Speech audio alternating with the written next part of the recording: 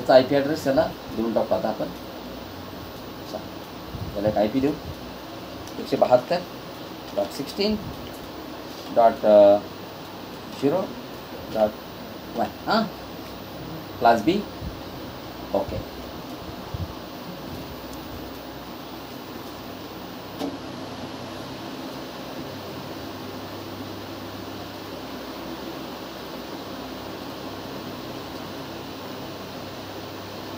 काय DNS सर्व्हरची गरज नाही. ओके. काय 172.16.0.1 आणि तो काय 192.168.1.101 हे दोन राउटर. आता बघा तुम्ही ज्यावेळेस याचा IP ॲड्रेस चेंज केला आणि मी जर कमांड प्रॉम्प्टला गेलो आणि तुमचा पिंग जर केलं पिंग 192.168.1.101 बघा तो तुम्हाला रिप्लाय नाही देणार. पिंग ट्रान्समिट फेल्ड जनरल फेल्युअर. हा मेसेज कधी येतो? हा मेसेज त्याच वेळेस येतो जेव्हा तुम्ही अशा कम्प्युटरची बरोबर कनेक्टिव्हिटी टेस्ट करताय जे कम्प्युटर तुमच्या सबनेटमध्ये नाही. ते वेगळे सबनेट. ठीक आहे. तर आपल्याला काय करायचं आता या दोन्ही सर्व्हरला राउटर बनवायचं आहे. काय बनायचं आहे? चला मग त्यांना राउटर जर बनवायचं असेल तर तुम्हाला मॅनेजमध्ये जाणं आहे. ॲड रोल्स अँड फीचर्स आणि इथं जाऊन तुम्हाला तो रोल ॲड करायचा आहे and that is called as a here is that role that is called remote access. आहे का? रिमोट ॲक्सेसचा रोल जर घेतला तर त्याच्या पुढे राउटिंगचा पण ऑप्शन असतो. हे बघा मी हा रोल सिलेक्ट केला.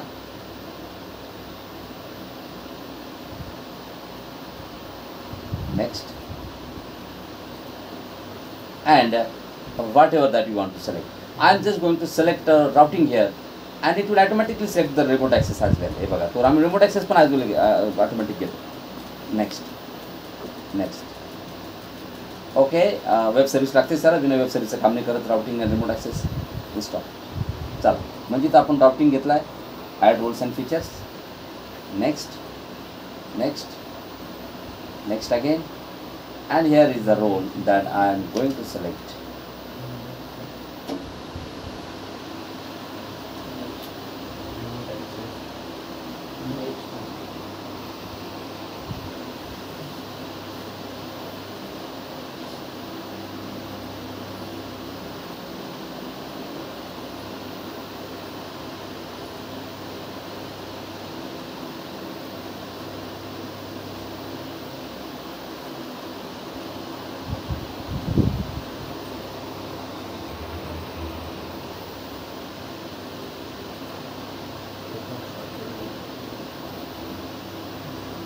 का जाऊ बरं का जानकी काय गरज नाही.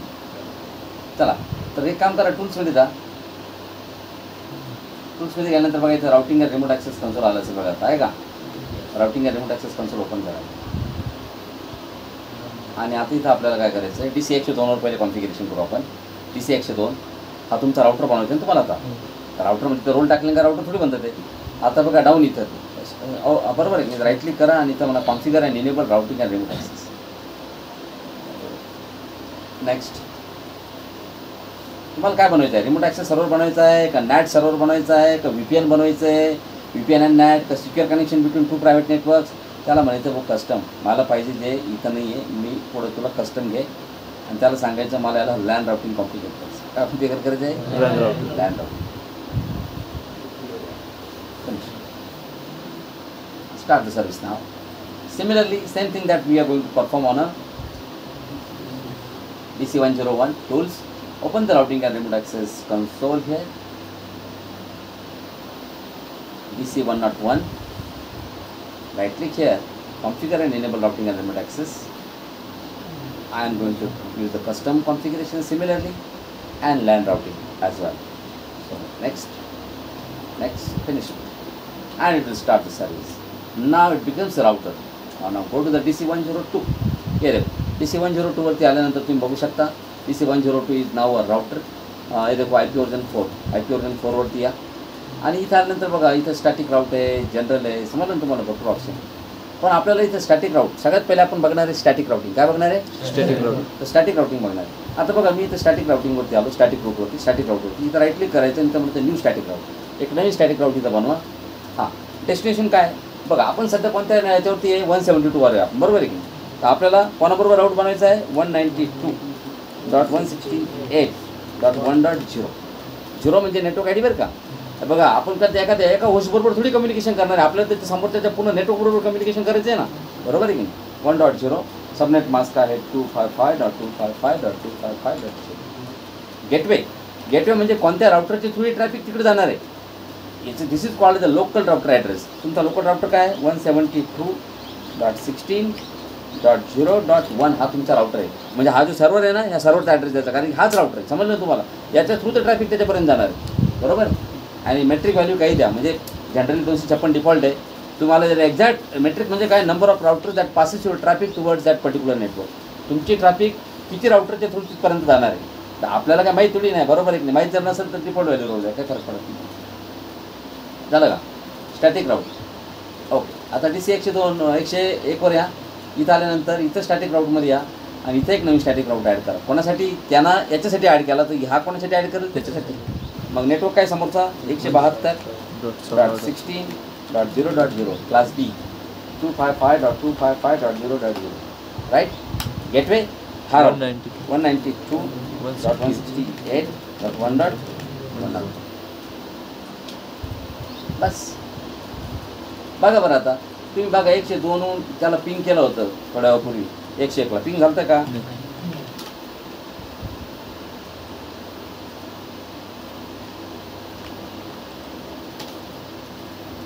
पिंग 192.168.1.1.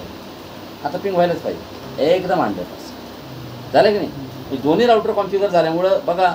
आता तुम्ही सांगा याचा IP ॲड्रेस काय, बघा बरं. आता हे बघा, याचा IP ॲड्रेस 172.16.01 थोड्या उपरी हे पिंग करत होतं त्याशी, आता पिंग करायला लागलं की नाही, कारण की राउटर आहे. पण जनरली या दोन राउटरमध्ये कम्युनिकेशन करणं हा टार्गेट नसतो ना हो. टार्गेट काय असतो, आता हे बघा तुमच्याकडे नेट हे क्लायंट सिस्टीम आहे, क्लायंट एखादचा. हां बघा आता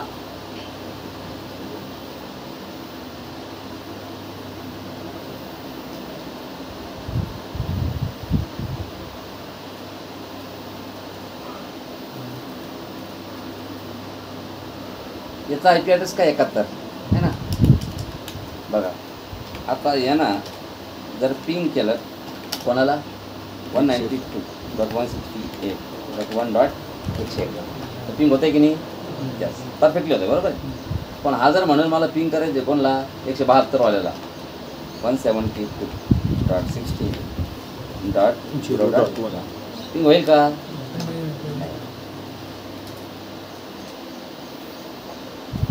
मला निघून घालणार होतो.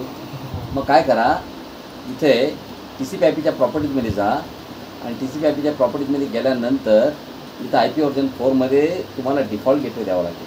डिफॉल्ट गेटवे म्हणजे तुझ्या लोकल राउटरचा ॲड्रेस. तुझ्यासाठी लोकल राउटर कोणता राहणार, तुझ्यासाठी लोकल राउटर 192.168.1.1 हा तुझा लोकल राउटर, बरोबर आहे की नाही.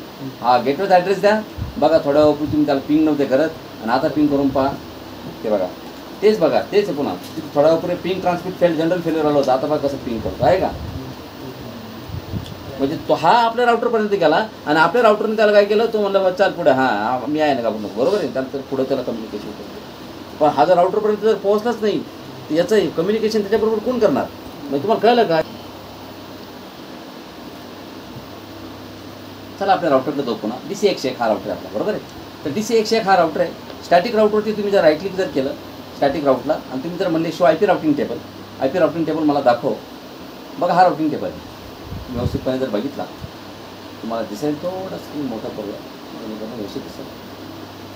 हां हे डेस्टिनेशन आपण डेस्टिनेशन ॲड केलं होतं बघा. याच्यामध्ये 172.16.0.0 आणि त्याच्या पुढे स्टॅटिक राऊट लिहून येईल बघा, कारण की हा आपण मॅन्युअली ॲड केलेलं आहे, बरोबर आहे. गेटवे कोण आहे 101, म्हणजे ह्या राउटरच्या थ्रू ट्रॅफिक तिथे जाणार आहे. आणि गेटवे कोण आहे, सॉरी म्हणजे कोणत्या टाईपचा प्रोटोकॉल वापरला जातो हा तिथं नाही. प्रोटोकॉल कोणताच नाही सध्या. कोणता राऊट आहे, स्टॅटिक, याला म्हणतात स्टॅटिक राऊटिंग. आता बघा पुढं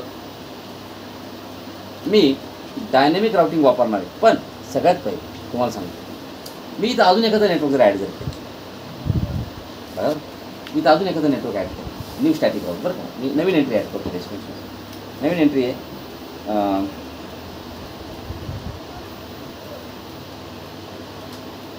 202.100.10.0 255.255.0 gateway 192.168. ओके, बरोबर आहे. मग हे ॲड केलं. मग त्याचं जर पुन्हा तुम्ही स्टॅटिक राउटिंग टेबलमध्ये गेले तर तुम्हाला 202 दिसेल. इथं दिसतोय की नाही तुम्ही ॲड केलेला स्टॅटिक राऊट. पण बघा हा राऊट जो आहे ना ह्या नेटवर्कबरोबर हा वाला राउटर कम्युनिकेशन नाही करू शकणार का?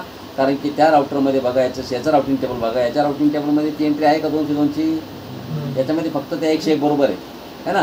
हे बघा त्या 202ची एंट्री इथं नाही दिसते का? तुम्ही किती रिफ्रेश करा काही करा, कारण की बॉस हे ॲटोमॅटिक नाही आहे, त्याला डायनॅमिक राउटिंग प्रोटोकॉल लागतात. नाही तर तुम्हाला पण इथं ते ॲड करावं लागेल. कोणतं 202 तुम्हाला ॲड करावं लागेल, तर शिकवतो तुमचं कम्युनिकेशन त्या 202 नेटवर्क बरोबर आहे.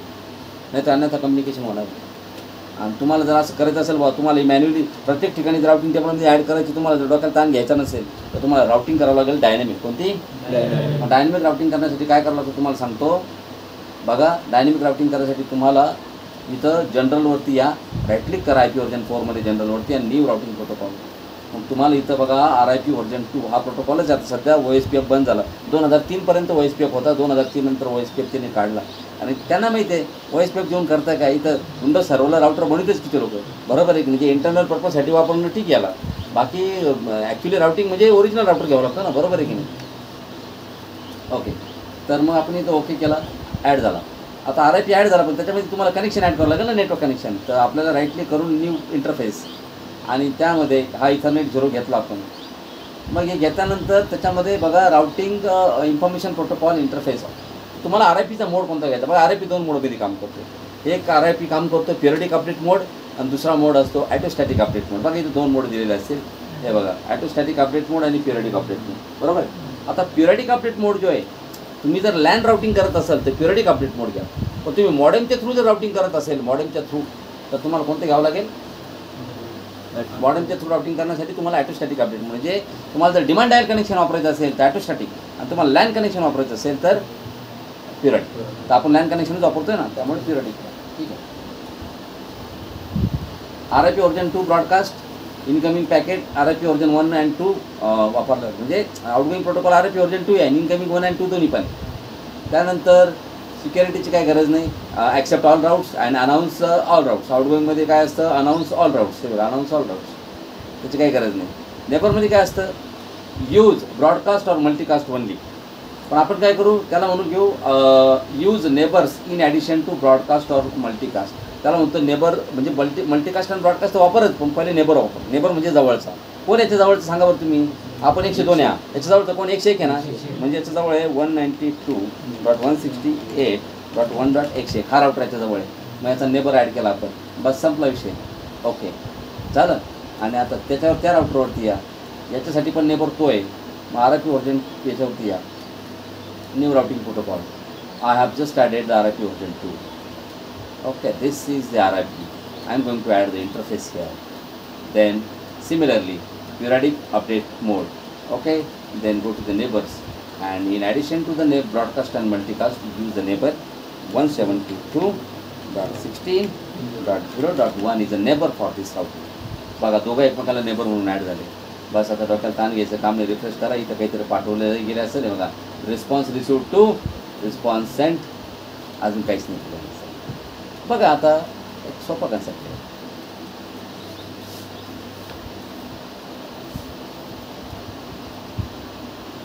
चार पाठवले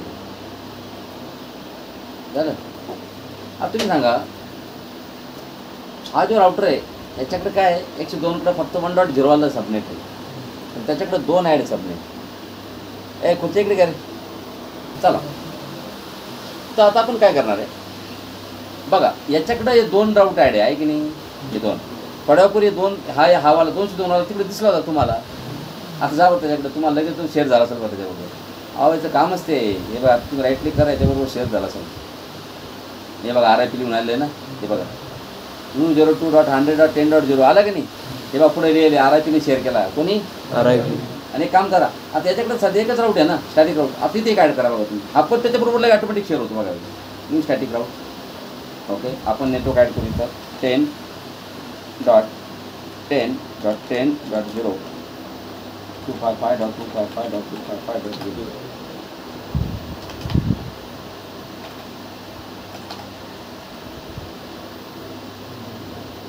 172.16.0.1 हा डिफॉल्ट गेटवे. पहा तुम्ही जसं तिथे ॲड केला, जसं तुम्ही इथे ॲड केला तर लगेच तिकडल्या राऊटरमध्ये आला असं पाहतो. याचं राऊटिंग टेबल पाहतो तुम्ही आता. इथं आहे का तो 10 नाही ना, बघा पण राऊटिंग टेबलमध्ये लगेच दिसेल तुम्हाला. हे बघा 10 RIP ना किती फास्ट आउट आहे पाहिले तुम्ही. सर 102चा क्लाइंट तो आपला विद्यार्थी जालेंद्र बावले. हां तुमचं म्हणणं काय बाबा की .16.0. याला आपण दिला ॲड्रेस समजा 20 आहे की नाही, 20. हां आणि मग आता गेटवे म्हणून त्याला कोणाचा ॲड्रेस द्यावा लागेल तुम्हाला 172.16.0.1.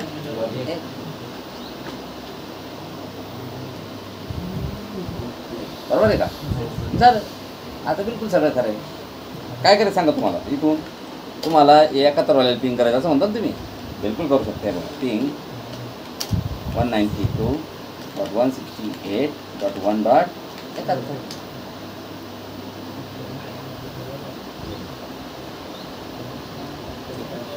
झालं बरोबर आहे की नाही. पिंग झालं ना. नाही अहो पिंग झालं म्हणजे रिक्वेस्ट टाइम आउट मॅसेज तो आता तुम्ही काय रिक्वेस्ट टाइम आउटचा अर्थ काय होतो.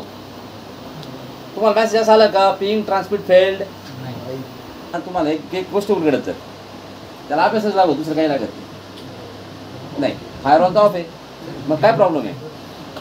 फायरवॉल पण ऑफ आहे, पण नुसतं फायरवॉलवरती पण डिपेंड करत नाही.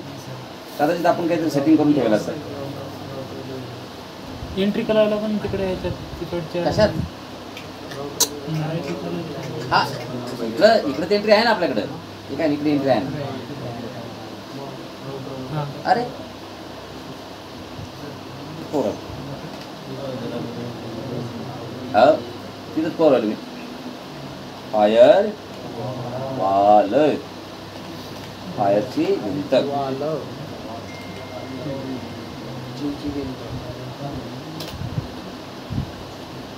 हे बाय रोम रेस नेटवर्कसाठी फायरवॉल ऑन आहे की नाही, मग त्यामुळे या सगळ्या गोष्टी होत आहेत. Now you go to the client 32. आपण काय झालं तर कोण त्याच्यावरतीच गेलं त्या सिस्टीमचं फायरवॉल चेक करतो. काय म्हणलं होतं ना फायरवॉल